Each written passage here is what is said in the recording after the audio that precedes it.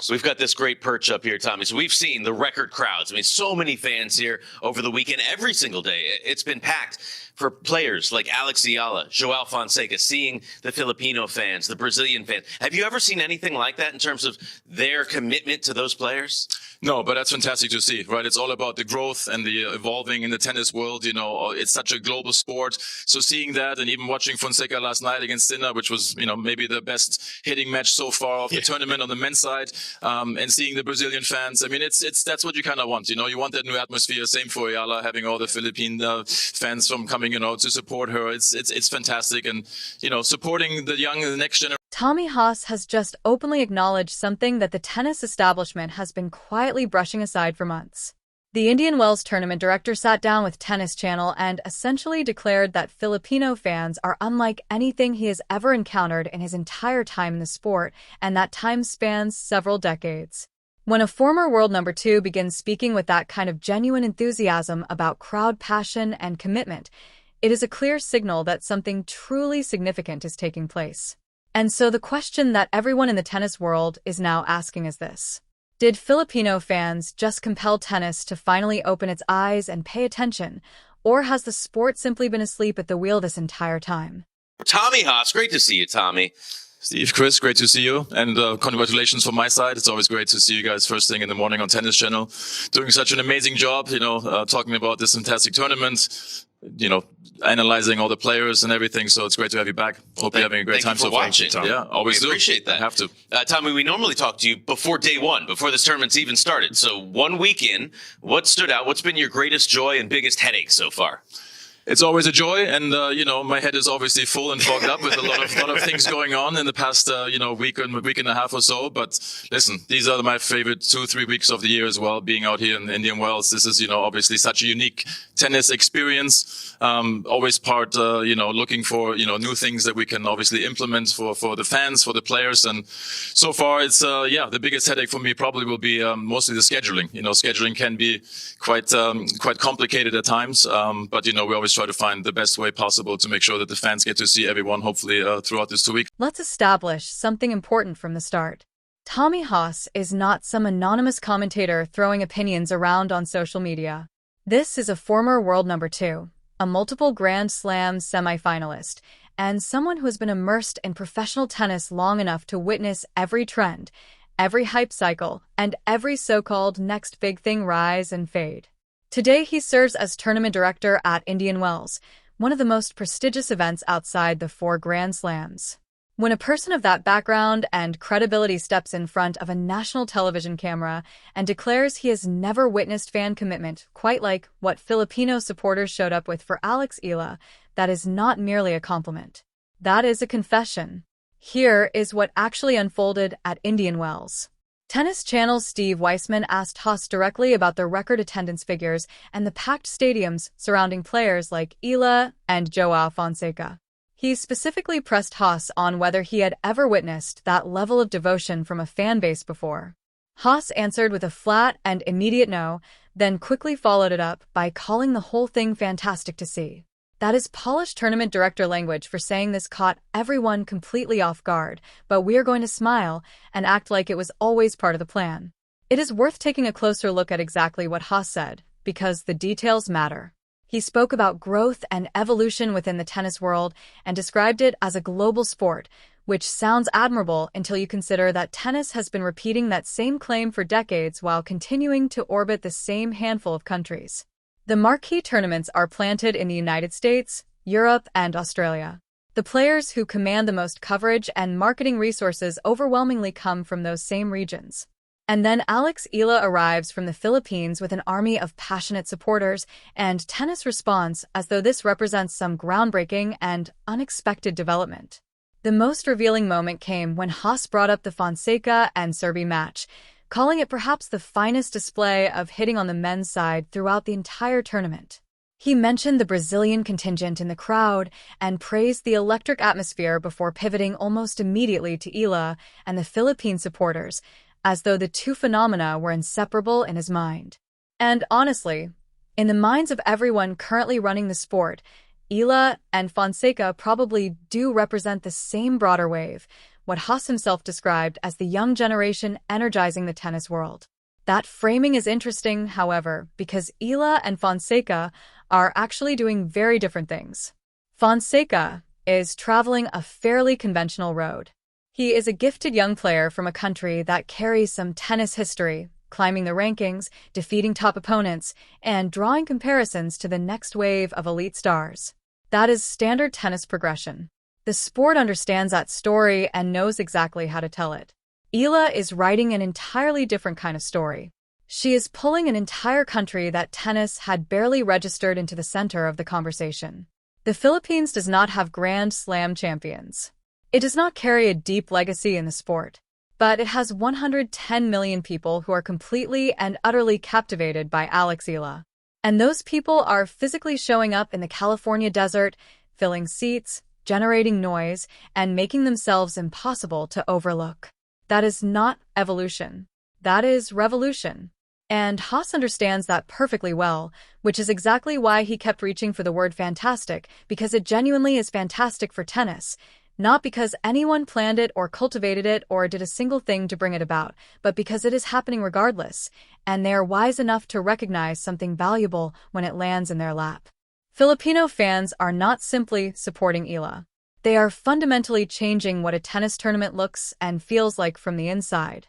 They are bringing a quality of energy and noise that the vast majority of tennis crowds simply cannot match. And they are doing all of this for a player sitting at 28th in the world rankings. That point deserves a moment of reflection. Eala is not a top 10 player. She is not lifting Grand Slam trophies or Masters titles.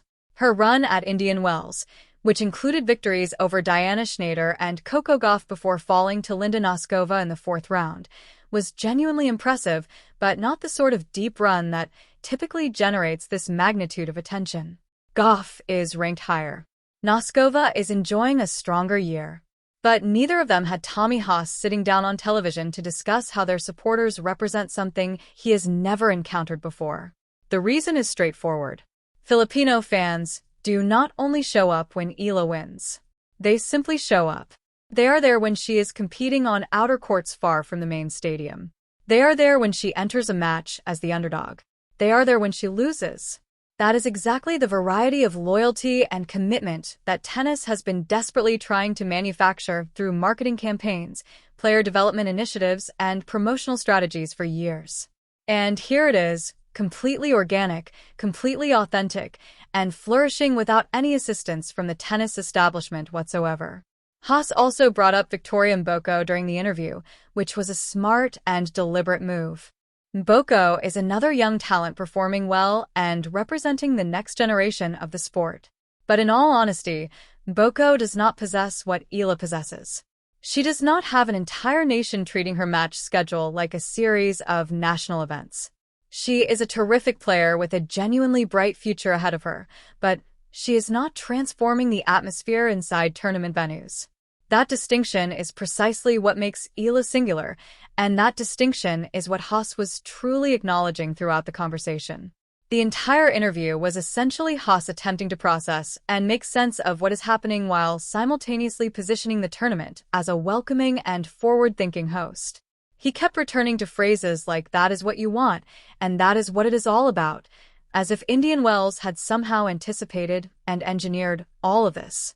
As if the tournament had foreseen that a 19-year-old from the Philippines would descend on the California desert with thousands of devoted followers and transform the event into a genuine cultural moment. They did not foresee it. Nobody did. This simply happened. And now every corner of the tennis world is scrambling to understand how something similar might be replicated elsewhere. But here lies the fundamental problem with that thinking. You cannot replicate this. You cannot manufacture this depth of passion from scratch. Tennis can absolutely attempt to spotlight other young players from underrepresented nations. It can build programs, launch campaigns, and craft compelling narratives. But unless those players forge a genuine and deeply personal connection with their home countries the way Eala has, none of it will produce the same result. Because what is unfolding around Eala has nothing to do with tennis identifying a new commercial market. It is about a country finding someone worth rallying behind together.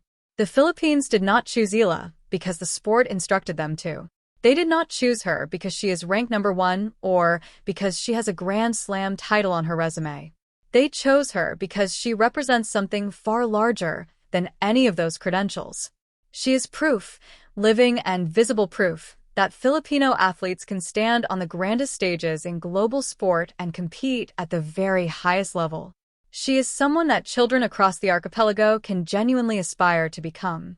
She is a compelling reason to invest emotionally in a sport that the majority of Filipinos had likely never given serious thought to before her arrival. That kind of meaning cannot be packaged in a press release. Haas noted that both Eala and Fonseca are expected to compete at the Miami Open next, which carries its own layer of significance given that Miami was the location of Eala's breakthrough run last year, a stretch that included victories over Madison Keys and Alina Svitolina on her way to the semifinals. That tournament was the inflection point. That was the moment when the conversation around her shifted from cautious curiosity to genuine belief. And now she returns to Miami as a legitimate contender carrying an even larger fan base and even heavier expectations on her shoulders. The pressure surrounding Eala at this stage of her career must be immense. She is no longer competing purely for herself. She is competing for an entire country that has poured its collective hope and pride into her journey. Every match carries the weight of a national occasion. Every victory is greeted like a public celebration. Every defeat is examined, discussed, and grieved across millions of households. That is an extraordinary burden for a 19-year-old to shoulder. And yet she appears to be carrying it with remarkable composure, continuing to win matches that logic suggests she should not win, continuing to show up with the same fire and intensity, and continuing to give Filipino fans reasons to feel proud. Fonseca, meanwhile, is navigating his own version of pressure, though the nature of it differs considerably. After his strong showing at Indian Wells, which included several impressive victories before a straight sets defeat to Jannik Sinner, he sits at around world number 30. Haas praised that Sinner match as some of the finest hitting witnessed throughout the entire tournament, which is significant recognition. But Fonseca operates under a different set of expectations.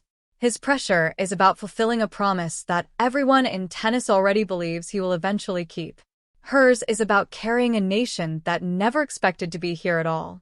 There is a genuine irony threading through all of this. Tennis has spent years constructing strategies and investing resources in the goal of expanding globally, reaching new audiences, and finding players capable of transcending the sport itself. The establishment wanted passionate crowds in new corners of the world. It wanted tennis to feel urgent and culturally relevant again. And then the Philippines simply delivered all of that simultaneously, without being asked, without being guided, and without any help from the institutions that had been theorizing about it for so long. Tennis has historically been poor at this kind of organic expansion. The sport is deeply rooted in its customs and its established strongholds. It understands how to sell itself in America, in Europe, in Australia. It knows which stories to tell and which players to push in those markets. But when something genuinely unexpected materializes, something like a Filipino player capturing the full emotional attention of an entire nation, the sport finds itself without a prepared response. So it does what it knows how to do.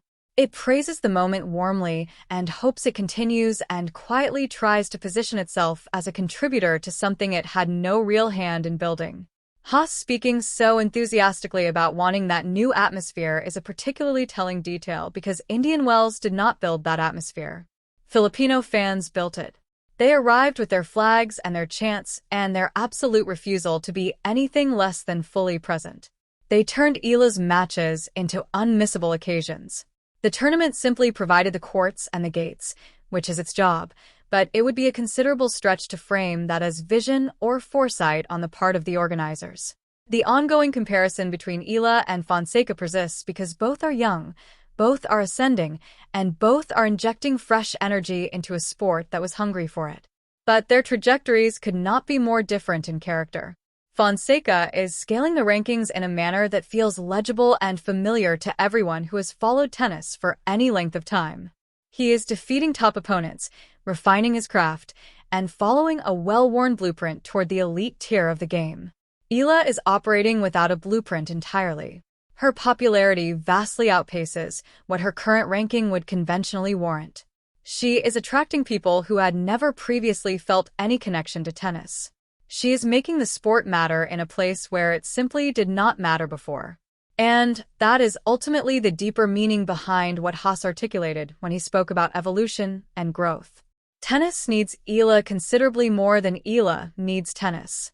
The sport has spent years worried about the gradual departure of its biggest names, about wavering interest among younger audiences, about the next generation failing to find the game compelling. And then a teenager from the Philippines walked in and addressed every single one of those concerns at once. She is generating new fans. She is creating stories worth following. She is making tennis feel alive and vital in ways it had been struggling to achieve on its own. Of course, Haas praised it. Of course, he called it fantastic. Because it absolutely is for the sport, for the tournament, and for everyone invested in the long-term health of professional tennis. The question that now hangs over everything is what comes next. Eala at world number 28 is an encouraging position, but it still places her outside the top 20. She needs to keep winning, keep delivering, and keep justifying the faith of a nation that has wrapped its identity around watching her compete. Fonseca faces a comparable challenge from a different angle, needing consistent results to climb back into genuine contention among the sport's elite. But Eala's path carries dimensions that no rankings chart can fully capture. She is not simply chasing a number. She is carrying the weight and the joy and the expectation of 110 million people who see something of themselves in everything she does.